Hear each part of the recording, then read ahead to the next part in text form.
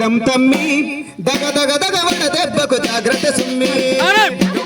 ఎండలతో భద్రము తమ్మి దగ దగ దగ వడ దెబ్బకు జాగ్రత్త సుమ్మి బగ బగ బగ ఎండలతో భద్రం తమ్మి దగ దగ దగ వడ దెబ్బకు జాగ్రత్త సుమ్మి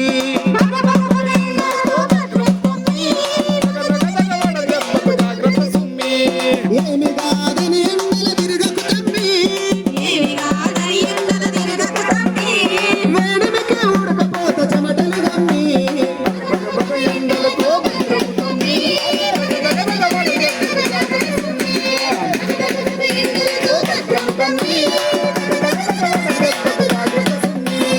ఆరు బయట పని చేసే అక్కలార తమ్ములార పొద్దుగాల సాయంత్రం పనులు చేసుకోవాలి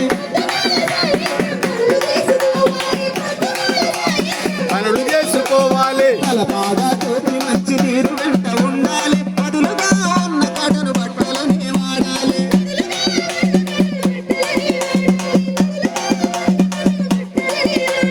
అరగంటకు ఒకసారి మంచి నీళ్లు తాగాలి